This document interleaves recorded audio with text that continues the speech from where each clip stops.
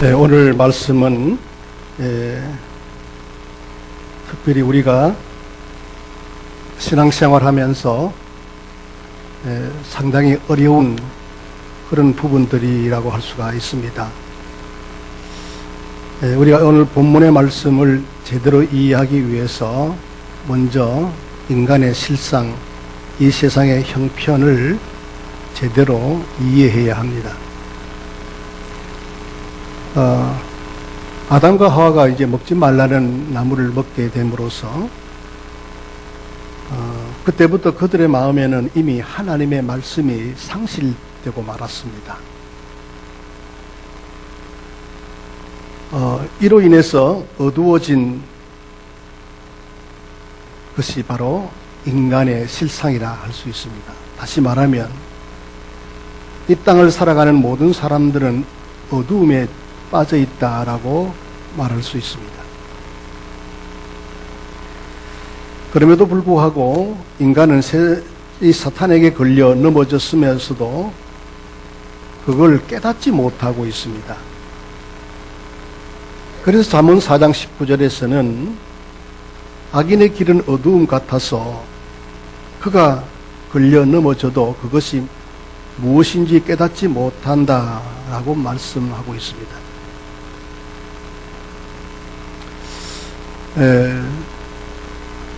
사탄이 분명히 우리를 걸고 왔고 그로 인해서 우리가 넘어졌는데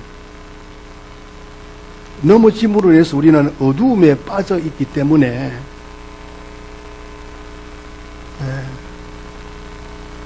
자신을 바라보는 자로 자신만을 위하는 그런 사람, 그런 존재로 바뀌어졌다는 뜻입니다. 그래서 우리의 모든 관심은 오직 나입니다. 눈만 뜨면 내가 중심이 되어서 어떻게 살아갈지에 대해서 온 관심은 나입니다. 그런데 그것이 사탄에게 걸려 넘어져 어두움 가운데 있는 자신의 그 실상을 전혀 알지 못합니다. 이게 인간의 모습이죠. 그래서 요한복음 1장 5절에 보면 빛이 어둠에 비치되 어둠이 깨닫지 못하더라고 하신 말씀처럼 예수께서 이 세상에 빛으로 오셔서 어둠을 비추고 어둠을 드러내셨지만 어둠의 상태를 인간은 보지도 못하고 인간은 빛을 볼 수도 없게 되었다는 것입니다. 인간은 어둠도 모르고 빛도 무엇인지를 알 수 없기에 아무리 하나님을 언급해도 빛을 증거해도 결국은 어두움에 그저 있을 뿐입니다. 이것이 귀신 들려 보지 못하고 말 못하는 인간의 형편입니다. 마태복음은 바로 이러한 인간의 형편을 귀신 들려 보지 못하고 말 못하는 사람을 등장시켜서 증거해주고 있습니다. 마태복음 12장 22절의 말씀에 보면은 그때에 귀신 들려 눈 멀고 말 못하는 사람을 데리고 왔거늘 예수께서 고쳐주심에 그 말 못하는 사람이 말하며 보게 된지라, 이런 말씀이 있습니다. 예수님이 그를 고쳐주심으로써 예수님은 그 어두움에 갇혀 있는 자의 빛으로 그리고 생명으로 오신 구주가 되심을 보게 하시고 예수가 구원자이심을 신하게 할 수 있는 은혜를 주시기 위해서 이렇게 치유의 은혜를 베푸시는 것입니다. 다시 말하면 귀신 들려 귀신에 사로잡혀 보지 못하고 말 못하는 자기 백성을 고쳐서 참 메시아를 보게 하시고 예수를 주로 고백하게 하는 자기 백성으로 이 땅에 남기시고자 하신 것입니다. 이것이 바로 예수님이 이 땅에 오신 이유이시고 주님께서 사역하시는 것이 일입니다. 자, 오늘 여러분 본문을 읽으면서 어떤 느낌을 갖습니까? 오늘 본문의 말씀은 대단히 민감한 부분이 있습니다. 그것은 성령의 모독입니다. 이전 성경을 보면은 성령의 회방이라고 번역되어 있는데, 사실 우리는 성령을 해방하는 것, 이것이 굉장히 익숙해 있고, 바로 이 성령의 모독에 대해서 모든 사람들이 민감한 반응을 보입니다. 왜 그렇습니까? 영원히 사하심을 받지 못한다는 충격적인 내용 때문입니다.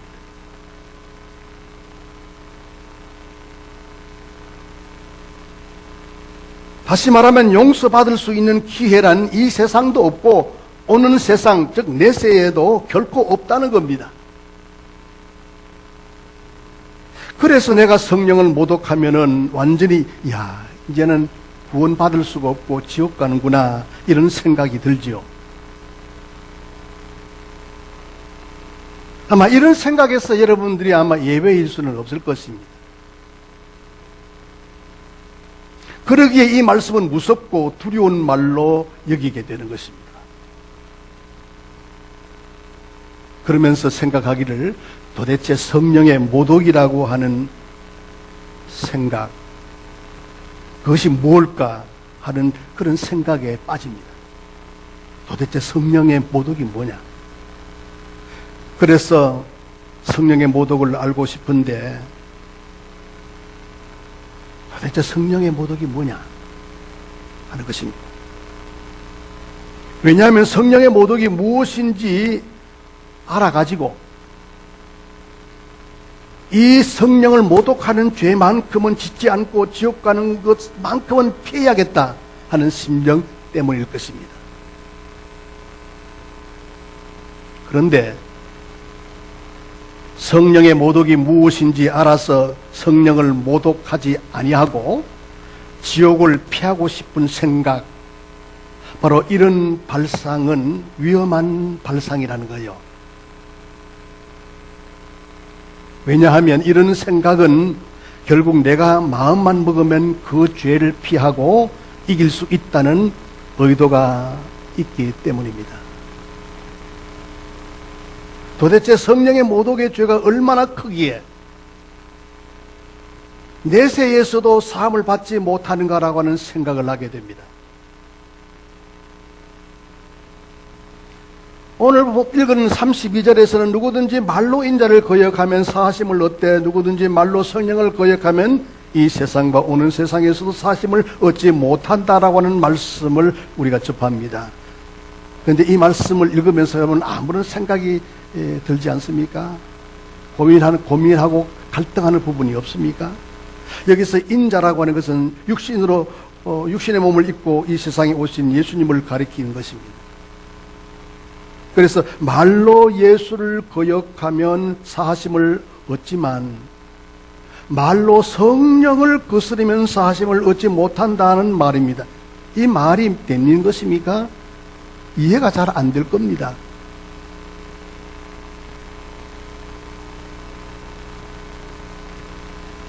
예수님을 거역하면 용서를 받는데 성령을 거역하면 용서를 받지 못한다는 것입니다.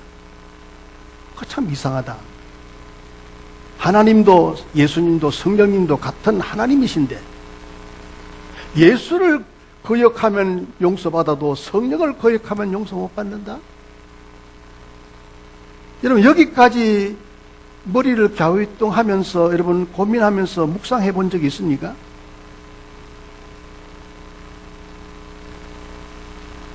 도대체 예수님보다도 그러면 성령님이 높으시다는 뜻인가? 예수님이나 성령님이나 다 하나님이신데 하면 여러분에게 물어보겠습니다. 여러분, 하나님을 거역하면 사함을 받습니까? 못 받습니까? 또 이렇게 질문하면 헷갈려가지고 대답도 잘 못하시죠. 만약 우리가 하나님을 거역하는 것이 용서받지 못할 그런 경우라면 이 세상에 구원받을 자가 누가 있습니까? 구원의 가능성은 전혀 없죠. 차라리 물로 심판하셨던 노아시대 때 아주 싹쓸이 해서 그냥 인간은 망하고 끝내버려야 할 것입니다. 왜냐하면 인간이 선악과를 먹은 후부터는 모든 인간이 하나님을 모독하고 하나님을 거역하고 하나님을 모른 채 살아가고 있는 존재이기 때문에 그렇습니다. 그럼에도 불구하고 택한 자가 있잖아요.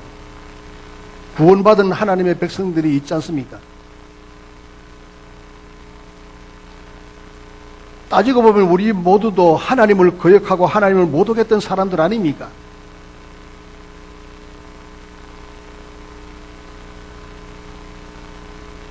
그런 인간이었던 우리들임에도 불구하고 이미 우리는 구원받았지 않았습니까? 여러분 구원받았지요? 사울이라고 하는 청년은 예수 믿는다는 이유로 그냥 예수를 핍박하고 믿는 자를 감옥에 가두고 그를 살해했습니다. 이러면 사울 청년에 의해서 수많은 사람들이 목숨을 잃었습니다.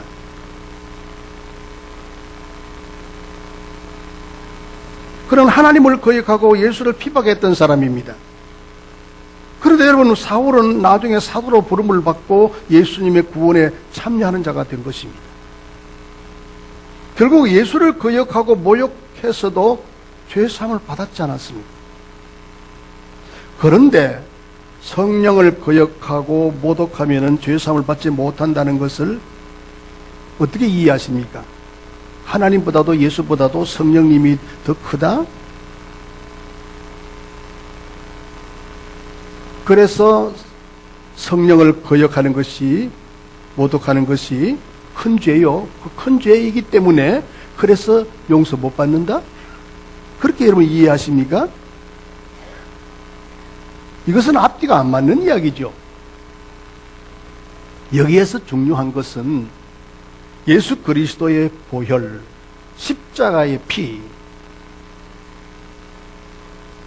이 예수 그리스도가 흘리신 십자가의 보혈, 예수님의 피는 용서되지 못할 죄가 없다는 거죠. 그 어떤 무겁고 큰 죄라 할지라도 예수님의 십자가의 피에 의해서 다 용서되고 흠없는 하나님의 자녀로 인정을 받는다는 사실입니다. 이 사실을 믿으십니까? 이 예수 그리스도의 피의 능력을 믿으십니까? 그런데 오늘 본문에 근거하면 성령을 모독하면 예외 없이 다 구원을 못 받는다는 것입니다. 그러면 예수님의 용서에 한계가 있다는 겁니까? 성령을 모독하는 것은 예수님의 피 가지고도 안 된다는 것입니까? 그런 뜻이라고 여러분 생각하십니까? 그렇게 받아들이면 결코 안 되죠. 그런데 안타깝게도 오늘날 교회 안에 많은 분들이 이렇게 해석을 한다는 겁니다. 제가 은퇴를 얼마 남지 앞두고 있는데, 그래서 제가 마태복음을 한 장씩 읽어가면서 정말 우리가 그동안에 한국교회가 잘못되었던 그런 성경에 대한 해석들을 나름대로 좀 바르게 좀 해석을 해보려고 하는 것입니다. 도대체 성령을 모독한다는 것이 뭘까?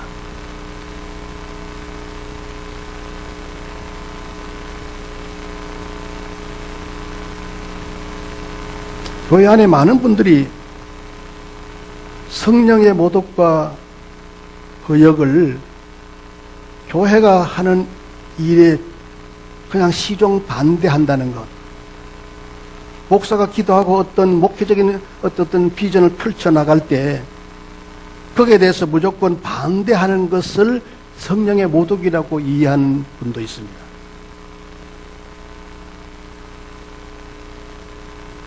그래서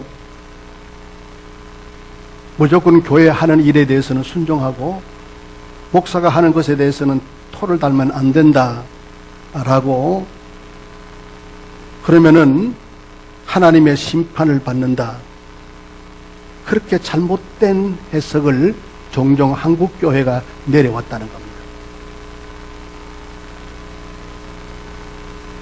물론 교회가 하는 일에 대해서 하나님의 뜻에 맞고 목회자가 기도하면서 어떤 주의 이름으로 어떤 일들을 펼쳐나갈 때 그게 하나님의 뜻에 맞는 부분들이 많이 있습니다. 그러나 종종 한국 교회 안에서 이렇게 잘못된 해석을 통해서 성도들을 위협하고 너 말 안 들으면 하나님의 저주가 임하고 심판받을 거야 라고 한다면 그거는 좀 경솔한 해석이고 잘못된 태도라는 거죠.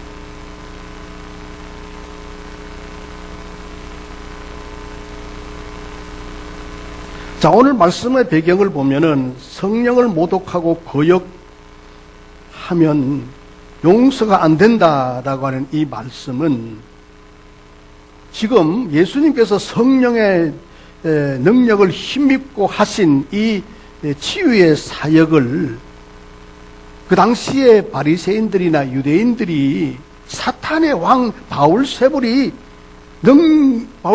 능력을 힘입고 치료하는 것으로 여겼다는 겁니다.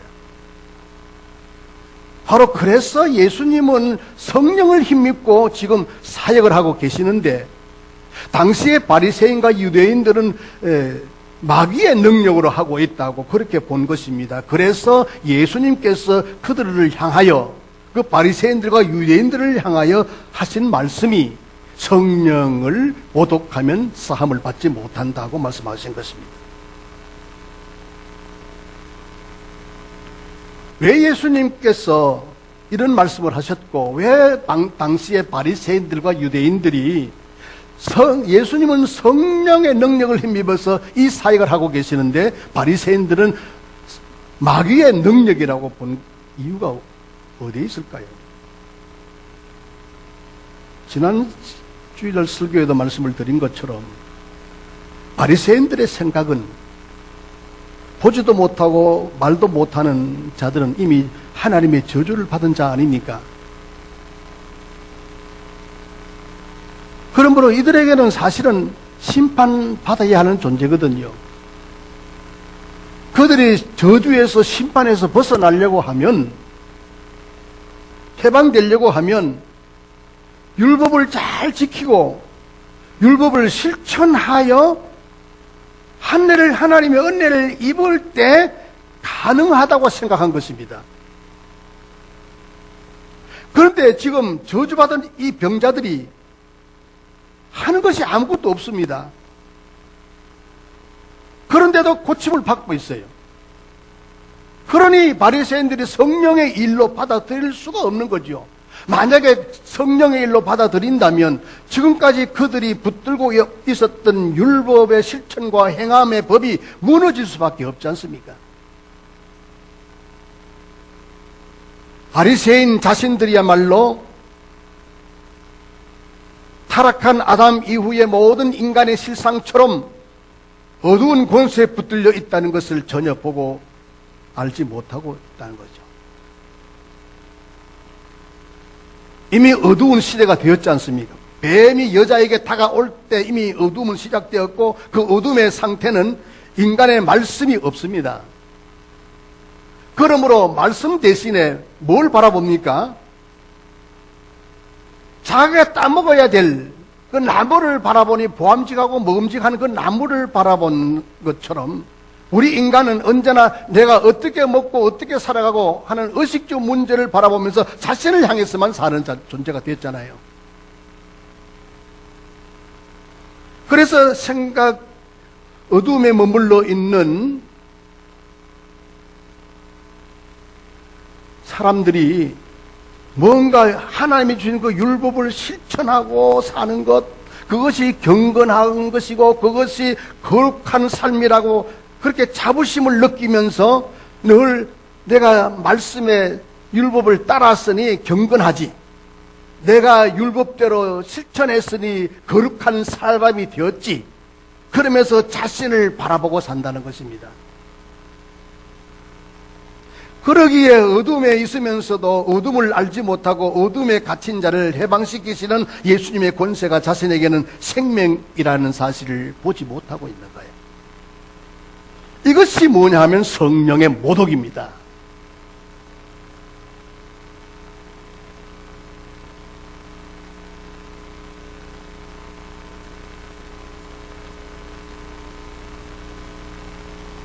성령의 모독하면 그러면 죄사함을 받지 못한다 하셨는데 왜 성령을 모독하면 죄사함을 못 받습니까?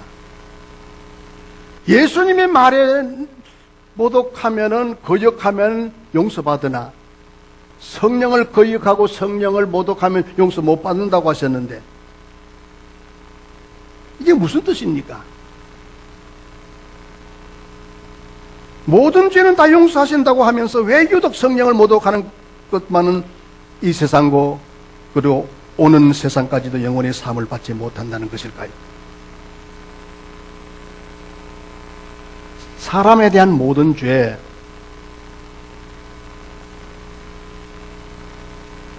그리고 예수에 대한 그런 모독과 거역을 용서하는 것은 예수 그리스도의 피의 은혜입니다.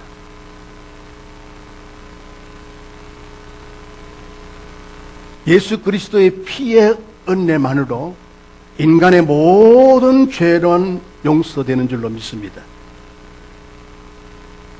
그런데 그것은 아멘 할 수 있는 것은 내가 그렇게 아멘 하는 게 아니에요. 그 은혜로 알게 하고 예수님의 피가 곧 생명이 된다는 사실을 보게 하는 것이 바로 내가 하는 것이 아니고 성령의 능력인 줄로 믿으시기 바랍니다.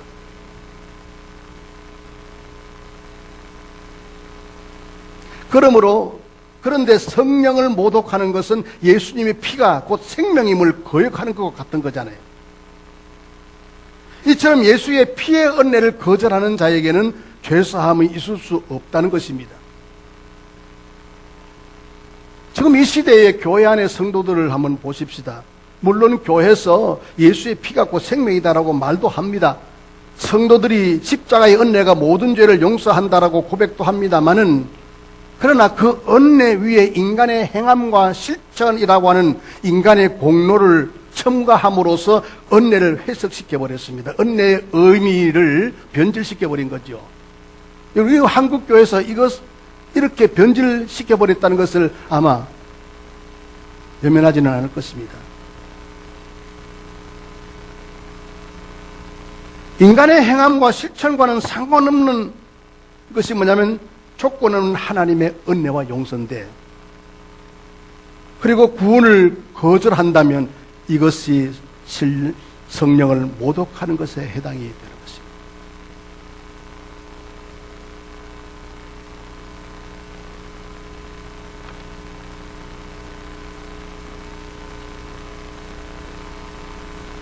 하지만 지금은 성령 시대입니다. 성령이 임하신 성령의 시대를 우리가 살아가고 있습니다. 성령님이 오셔서 성령님이 하시는 사역은 하나님의 말씀에서 증거되는 예수 그리스도가 누구인지를 알게 하시고, 예수님이 피를 흘리신 십자가의 그 피 흘림의 사건이 우리에게 구속의 은혜가 된다고 하는 사실을 깨닫게 하시는 분이 성령님이 하시는 일입니다. 자, 그렇다면 예수가 누구인지, 십자가의 은혜, 어떤 조건 없이 예수의 피가 모든 인간의 죄를 용서해 주신다고 하는 사실을 알게 하는 것은 성령님이라고 한다면,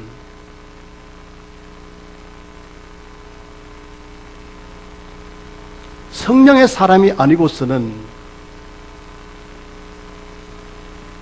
이 놀라운 주님의 십자가의 은혜와 피의 능력을 알 도리가 없다는 거죠. 그런데 한국교회 실상은 여전히 그럼에도 불구하고 아직도 성령의 사람이 아닌 오늘 본문에 나오는 율법의 사람 유대인처럼 예수님이 하는 일에 대해서 그는 예수님은 성령을 힘입고 지금 사역을 하고 계심에도 불구하고 바리새인들이 이거는 마귀의 능력으로 한다라고 생각했던 것처럼 여전히 교회 안에서 이런 바리새인들과 같은 그런 존재들이 많이 있다는 것입니다. 여전히 율법의 자리에서 자꾸 뭔가 행해야 자기 의의를 드러내야 뭔가 하나님의 나라도 임하고 뭔가 거룩한 것 같고 뭔가 경건하게 사는 것처럼 그렇게 생각하는 분들이 아직도 많이 있다는 것입니다.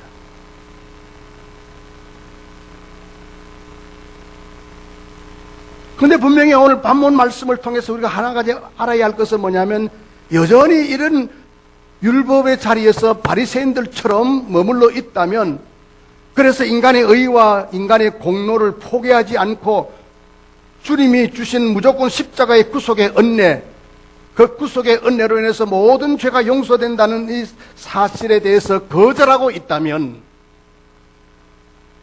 그것이 바로 성령의 모독이고 성령을 거역하는 것입니다. 이것으로 인간은 영원히 심판을 받지를 못하는 것입니다.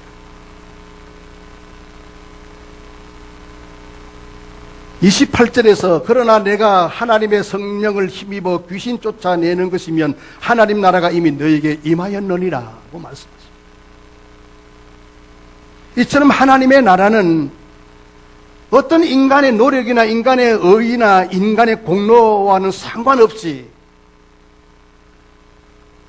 성령을 입게 되면 예수님이 귀신을 쫓아내신 것처럼 우리가 성령의 은혜를 입으면 성령의 사람이 되면 성령으로 거듭나면 하나님 나라는 그냥 오는 줄로 믿으시기 바랍니다.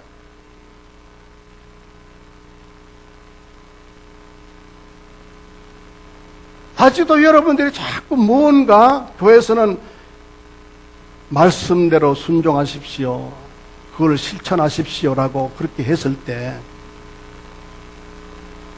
사실 두 가지 반응이죠. 하나는 뭐냐면 성령의 사람은 그 소리를 듣고 순종하는 것이 아니고 이미 하나님의 말씀에 대해서 순종하는 자로 살아갑니다. 근데 여러분 하나님의 말씀에 순종하고 사십시오라고 했을 때는 믿지 아니하는 자, 성령의 사람이 아닌 자를 향해서 던져지는 말씀이거든요. 근데 그들에게 아무리 던져도 그들은 성령으로 거듭나지 않았기 때문에 성령의 능력을 입지 못해서 교회가 하는 일에 대해서 알지를 못하는 것입니다. 아무리 말씀에 순종하고자 해도 순종이 안 되는 것입니다. 이게 우리의 현실이에요. 10년을 믿고 20년을 믿고 평생을 믿고 그 자리에 앉아서 예배 드렸다 할지라도 여전히 율법의 자리에서 여전히 바리새인의 자리에서 예수님의 하시는 그 사역을 보면서 저거는 마귀의 능력이다, 그렇게 봅니다. 다시 말하면, 쉽게 말하면 아무리 교회에서 말씀을 통해서 여러분 말씀에 순종하고 사십시오라고 아무리 외쳐도 성령의 능력을 힘입지 아니한 자는 그것이 나와는 상관없다는 것인데, 왜? 지킬 수가 없으니까. 내 능력과 내 힘으로는 지켜지지 않습니다. 아무리 복음을 전하라고 해도 복음이 안 전해집니다. 전할 수가 없습니다. 전할 수 있는 기회가 주어진데도 입이 딱 봉해져 가지고 예수 믿으십니까? 저는 예수라는 사람을 모릅니다.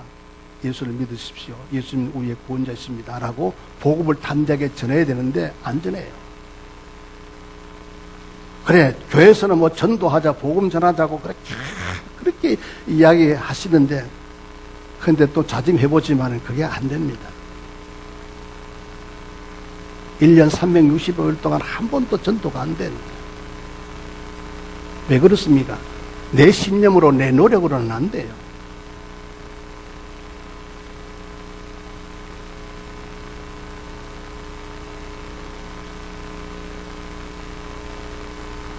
성령의 사람만이 되는 것입니다. 성령의 사람은 교회에서 하라고 해서 하는 게 아니잖아요. 이미 성령의 능력을 힘입고 성령의 은혜를 힘입기 때문에 나는 어떤 존재인지, 소속이 어디인지, 나는 어떤 사람인지, 무엇을 해야 되는지를 다 압니다. 안 가르쳐줘도 성령님이 다 가르쳐 주셨어요. 그럼 예수님이 어떤 분이신지 여러분 압니다. 하나님의 살아계심도 알아요. 성령님이 가르쳐 주셨어요. 여러분들은 하나님의 거룩한 백성의 소속이요, 하나님 나라의 소속인 걸 이미 압니다. 누가 가르쳐 주셨어요? 성령님이 가르쳐 주셨어요. 여러분들이 이 땅에 살아가면서 어떤 존재로 살아가는 것입니까? 여러분들이 이 땅에 살아가는 것은 바로 성령의 사람으로 하나님의 백성된 존재로 살아가는 것입니다. 그렇기 때문에 하나님의 백성들이 해야 될 일이 무엇인지를 알아요. 그러므로 늘 하나님 백성들이 해야 될 그 일을 기쁨으로 감당하는 것이죠. 그게 성령의 사람이라는 것. 성령의 사람이라는 바리새인들처럼 자기의 세상 욕심을 위해서 성령을 힘입어 행하시는 예수님의 그 사역을 거절하는 것이 아닙니다. 자기의 욕심을 내려놓기 위해서 예수님을 찾고 성령님을 구할 뿐입니다. 성령의 능력을 구할 뿐이죠. 성령의 능력을 입지 않고는 할 수 있는 게 아무것도 없기 때문에. 이 원리를 알고 이 사실을 안다면 우리는 늘 은혜를 찾아다니고 늘 예수님의 은혜를 구하고 늘 성령님의 역사하시는 곳으로 우리는 늘 찾아가서 성령님의 능력을 구하는 삶을 살아가는 것입니다. 왜? 주님의 뜻을 이루기 위하여. 그런데 이것이 성령의 사람이 아닌 사람들은 아무리 이야기해도 나하고는 상관없어요.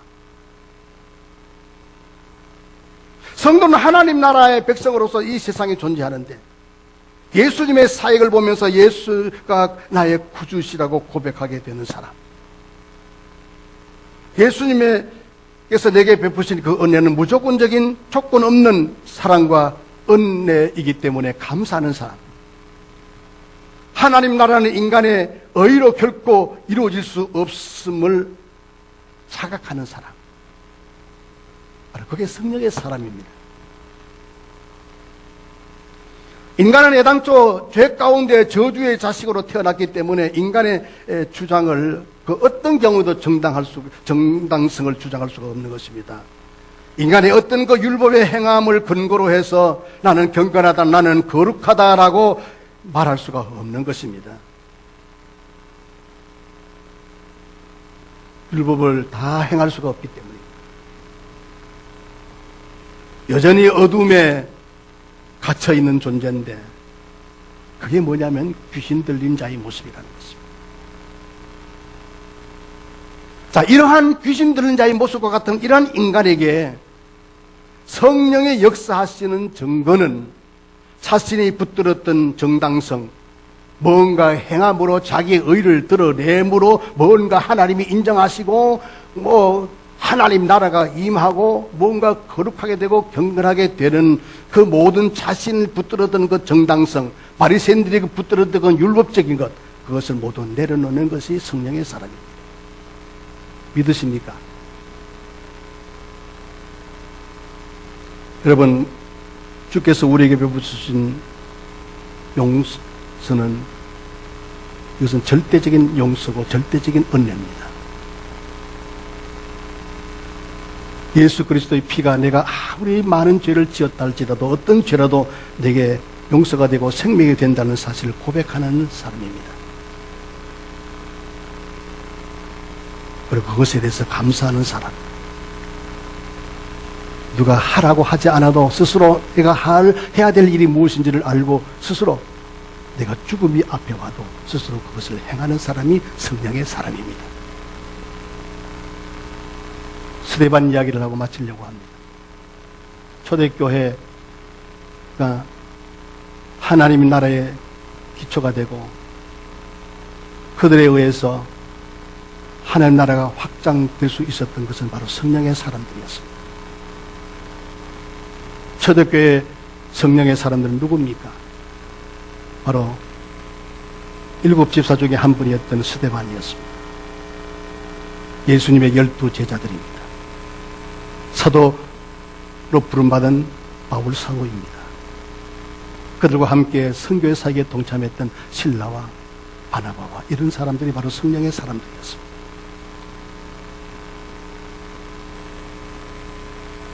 스데반은 사도행전 7장 51절에 보면은 그가 성령의 사람이 되었을 때 성령의 능력을 힘입고 예수는 구원자심을 고백했고 하나님께서 내게 베풀어 주신 그 절대적인 그 조건 없는 그 은혜에 너무 감격스러워서 하나님의 백성 삼아주신 구원의 자녀 삼아주신 것에 대해서 너무 감사하여 늘 하나님을 찬양했고 누가 시키지도 않았지만은 내가 해야 될 일은 복음 전하는 임을 알고 자기를 향해서 돌을 던져 죽이려고 하는 그 무리들 앞에서도 담대하게 복음을 전했습니다. 그 결국은 돌에 맞아 피 흘려 죽으면서까지 하나님이여 저들이 알지 못해서 나에게 돌을 던지지만 저들을 용서해달라고 하는 절대적인 용서를 해달라고 하는 그런 기도를 하면서 숨을 거두게 되지 않습니다. 이게 뭐냐면 성령의 사람이라는 거죠. 저는 한국교회를 보고 목회를 이제 마무리하려는 시기에서 제가 마태복음을 읽으면서 다시 한번 말씀을 묵상하면서 우리가 하나님의 말씀을 바르게 해석하고 한국교회 성도들이 잘못된 신앙의 행태들을 조금이나마 고쳐야겠다는 그런 마음을 성령님께서 감동적으로 넣어주셨어요. 아직도 성령을 모독하면은 용서하지 못한다라고 하는 것에 두려움을 느낍니다. 그렇다면 아직도 여러분들은 저 바리새인들처럼 율법의 자리에 서서 예수님이 이 땅에 오신 이유가 무엇인지도 모르고 예수님이 지금도 성령의 능력을 힘입어서 이 땅에 하셨던 사역도 도대체 이해할 수가 없는 거죠. 그리고 교회에서 수없이 복음을 전하라 주의 뜻이다 라고 외쳤지만 그것은 나와는 상관없는 삶을 여전히 살아가게 되는 것입니다.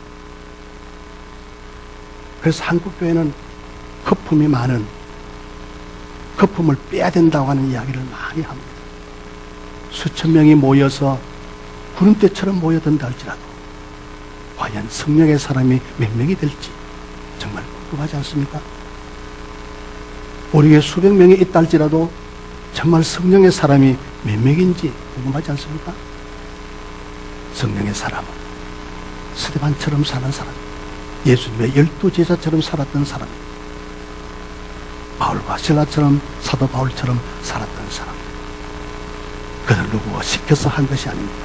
자발적으로 목숨을 내어놓고 복음을 전했습니다. 그게 성령의 사람입니다. 그렇지 않은 사람들이 모두 성령을 모독하는 자들입니다. 기도하겠습니다.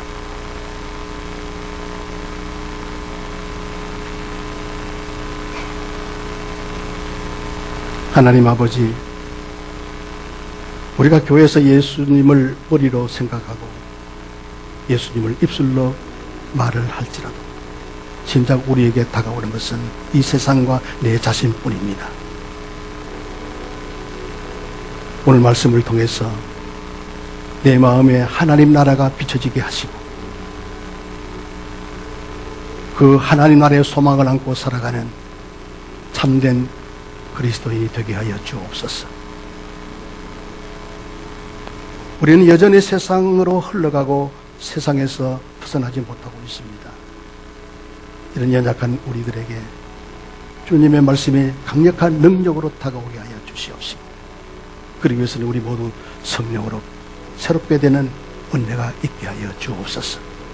성령의 능력을 힘입어서 예수님이 이 땅에 오신 이유가 무엇인지를 알게 하시고 내게 베풀어 주신 그 조건 없는 그 은혜와 그 사랑 그것 때문에 늘 감사하며 살게 하여 주옵시고 성령이 우리에게 가르쳐 주셨기에 내가 주님이 기뻐하시는 일이 무엇인지를 알고 그 뜻을 죽음 앞에서도 담대하게 복음을 외쳐 살아가는 귀한 성도들이 되게 하여 주시옵소서.